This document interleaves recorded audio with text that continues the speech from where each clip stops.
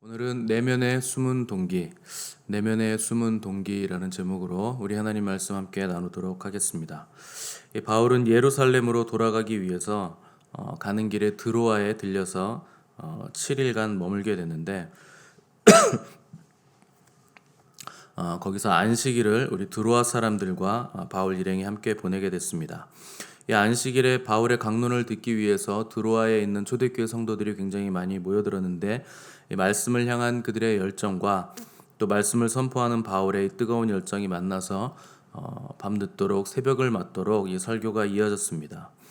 그런데 3층 창가에 걸터 앉아있던 유두고라는 청년이 졸음을 이기지 못해서 떨어져서 추락사하는 사건이 일어났고 바울이 강론을 멈추고 즉시 달려가 이 유두고라는 청년을 살리고 또 초대교회 성도들이 현장에서 죽은 자가 살아나는 이 사건을 직접 눈으로 목도하고 나서 그들은 새벽이 맞도록 기뻐하고 또 하나님을 찬양하고 함께 떡을 떼며 교제하는 이 사건이 벌어지게 됐습니다. 이 사건으로 인해서 초대교회 성도들이 굉장히 큰 위로를 받게 됐습니다.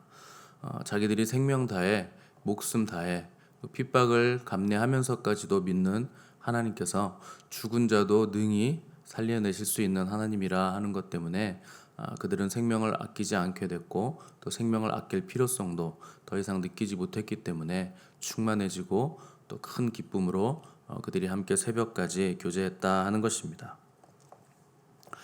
우리 하나님은 위로하시는 하나님이십니다. 이 초대교회 성도들은 이 사건 하나를 통해서 아주 큰 위로를 받았습니다. 그래서 성경은 하나님에 대해서 자비의 아버지시요 모든 위로의 하나님이시며 우리의 모든 환난 중에서 우리를 위로하시는 분, 그분이 하나님이시다, 이렇게 소개를 하고 있습니다. 세상 어떤 사람도 하나님처럼 우리를 위로해 줄 수 있는 사람은 없습니다. 우리의 부모도 자녀도 어떤 가족도 하나님처럼 우리를 위로할 수는 없습니다. 세상 어떤 사람이 우리의 마음을 잘 알아서 우리를 위로해 주겠습니까? 제가 예전에 청년 때 여러 가지 알바를 많이 했는데 그때는 헬스 트레이너를 하고 있을 때였는데 새벽에 이제 혼자 먼저 새벽기도 끝나고 청소를 막 하지 않습니까? 헬스장은 하기 싫더라고요, 청소가.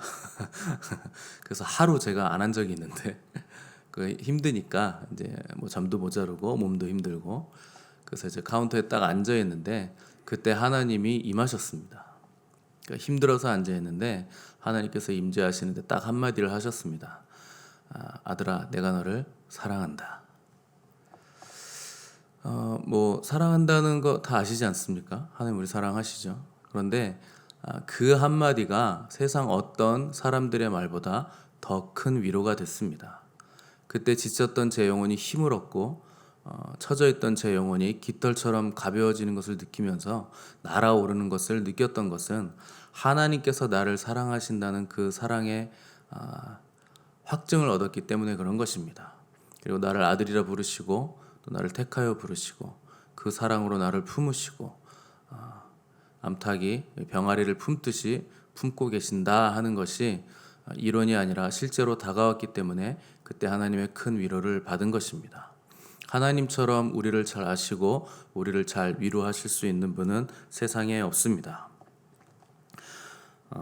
바울이 드로아에서 날이 새도록 말씀을 전했고 또 죽은 유두고를 살린 후에는 계속 밤새도록 성도들과 교제를 하게 됐는데 날이 밝아오자 바울은 드로아를 떠나서 아소를 향해 갔다 그랬습니다. 잠을 거의 자지 못한 채 다시 다른 곳으로 나아가게 된 것인데 특별히 제자들과 다른 일행들은 배를 타고 먼저 가게 하고 바울은 육로로 걸어가겠다, 이렇게 얘기를 했습니다. 드로아에서 아소까지가 거리가 얼마냐? 대략 30km쯤 됩니다.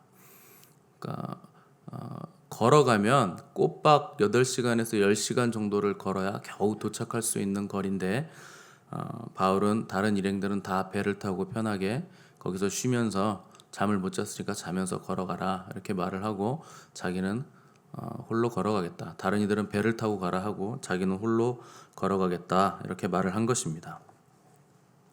피곤하고 지치고 힘들었을 텐데 밤을 새고 그냥 밤을 샌 것이 아니라 사역을 하고 또 죽은 자를 살리고 밤새 말씀을 강론했는데 왜 바울은 이 먼 길을 홀로 걸어가려고 선택을 했을까요?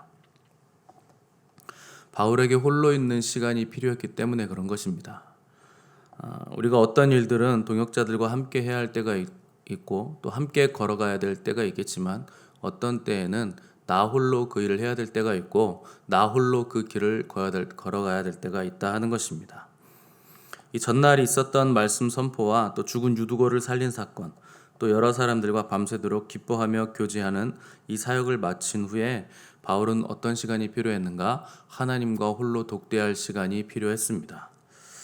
모든 사역자들에게, 모든 크리스찬들에게 반드시 필요한 시간이 있는데 바로 하나님과 홀로 있는 시간입니다.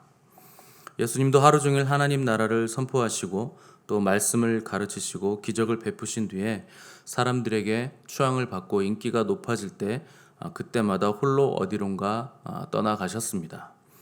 밤이 맞도록 기도하시고 또 이른 아침에 새벽 미명에 홀로 한적한 곳을 우리 주님은 찾아가셨습니다. 주님은 늘 군중 속에 계셨지만 군중들과 함께 하지는 않으셨습니다. 사역자들에게 또 크리스찬들에게는 홀로 있는 시간이 절대적으로 필요합니다. 홀로 하나님과 대면하는 시간이 사라지면 그의 사역은 거기서 끝난 것입니다. 사람들이 칭찬해주고 인기가 올라가면 사람들은 다 내가 누구인지를 잊어버립니다. 하나님과 홀로 있을 때에만 내가 누구인지를 온전히 알 수 있게 되는 것입니다. 그 시간이 있어야 나를 알 수 있고 지난 시간을 되돌아볼 수 있고 또 내가 잘못한 것을 깨닫고 또 흐트러졌던 마음과 영혼을 바로 잡을 수 있게 되는 것입니다. 그래서 눈에 보이는 사역보다 홀로 하나님과 독대하는 그 개인의 시간이, 보이지 않는 시간이 훨씬 더 중요하다 하는 것입니다. 성령님의 충만한 능력은 어디서 나오는가? 사람들 속에 있을 때가 아니라 하나님 앞에 홀로 앉아 있을 때 그때 나오는 것입니다. 내가 하나님과 홀로 앉아 있는 그 장소, 지성소 안에서 그 능력을 가지고 나오는 것입니다. 바울은 전날 많은 사역으로 피곤했지만 바울에게 이 시간이 반드시 필요했습니다. 오늘 읽은 13절에서 누가는 바울이 이는 자기가 도보로 가고자 하여 이렇게 정하여 준 것이다 이렇게 기록을 했습니다. 바울이 일부러 이렇게 정했다 하는 것입니다. 너희들은 다 배를 타고 먼저 가라. 나는 걸어가겠다. 바울의 목숨을 생명을 위협하는 자들이 물론 항구에 있었을 수도 있고 아니면 가는 길 중간에 바울이 신방해야 될 또 교인들이 있었을 가능성도 배제할 수는 없겠지만 만약 사역적인 일이거나 목숨의 위협을 받는 일이었다면 바울이 다른 사람들과 동행하고자 했을 것입니다. 그러나 바울은 홀로 나는 걸어가야 된다 하는 것을 택했고 그 걸어가는 중간에 계속 주님과 교제했을 것이라 이렇게 우리가 생각을 할 수 있습니다. 왜냐하면 전날 너무도 큰 사역을 했기 때문에 그렇습니다. 죽은 자를 살리는 일이 있었기 때문에 바울도 아마 걸어가면서 어떻게 죄인 중에 괴수와도 같은 나를 사용하셔서 죽은 자를 살리시는 일을 하나님이 행하시는가 이렇게 감격하고 또 하나님을 찬양하고 또 눈물을 흘리기도 했을 것입니다.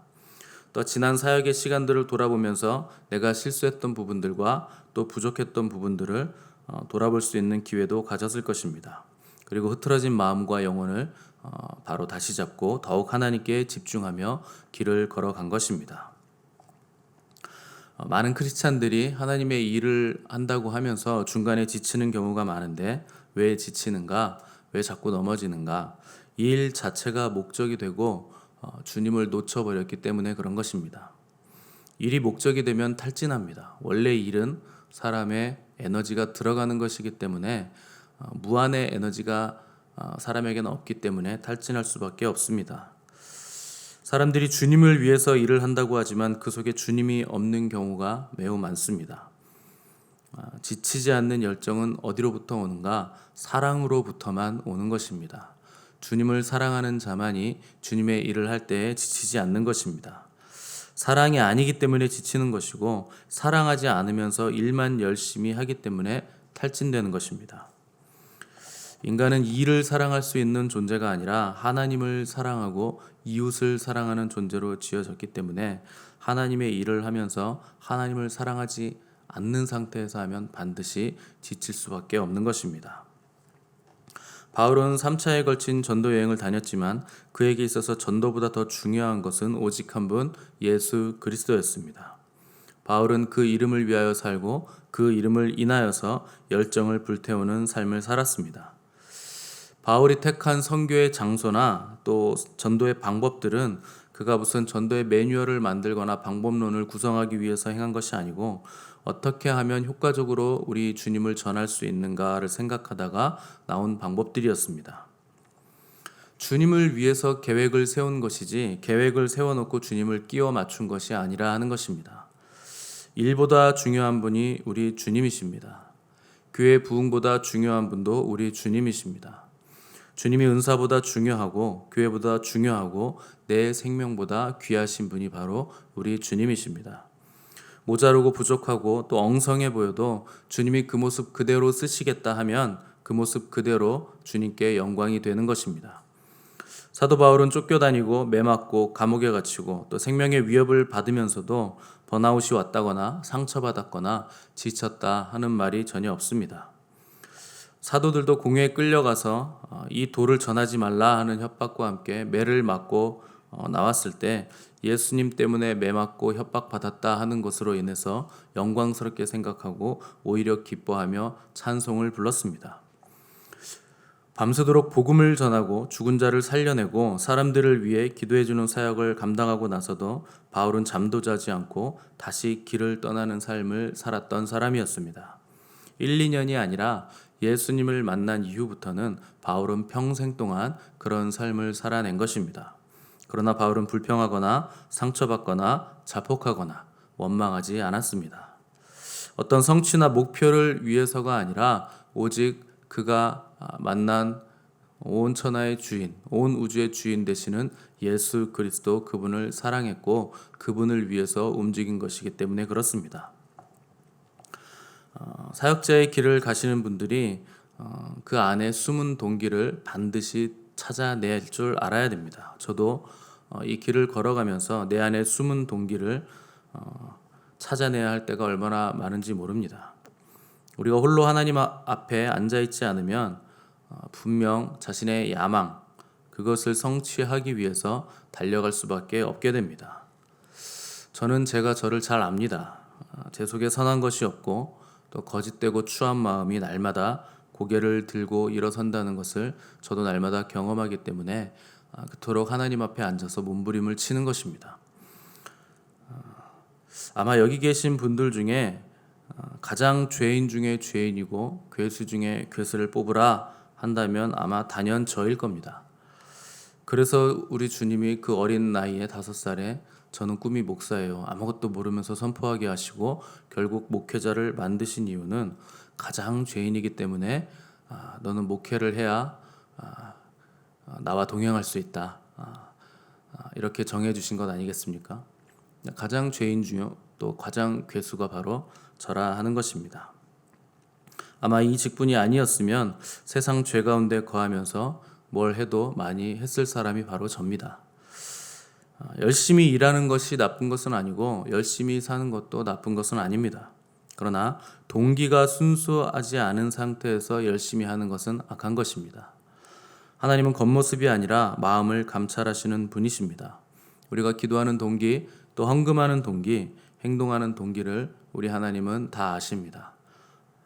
하나님은 마음을 달아보시기 때문에 그렇습니다. 아나니아와 삽비라는 거액의 헌금을 드리고도 불순한 동기 때문에 죽임을 당했습니다.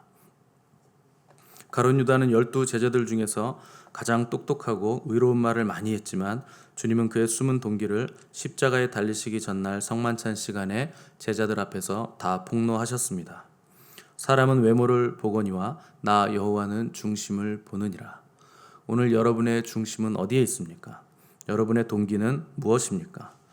오늘 우리 안에 숨은 동기, 하나님께 합당하지 않은 중심, 또 주님을 사랑함으로 하지 않는 일이 있다면 성령님께서 오늘 우리를 조명하시고 모두 드러내도록 기도하시기 바랍니다. 우리 교회가 하는 모든 일들이, 또 모든 동기들이 하나님을 사랑하기 때문에 하는 일들이 되도록 기도하시고, 또 우리가 주님의 마음을 시원하게 해드리는 이 마지막 때 주님께서 쓰시는, 또 쓰임 받는 깨끗하고 정결한 교회가 될 수 있도록 함께 기도하시기 바랍니다. 우리 기도하겠습니다.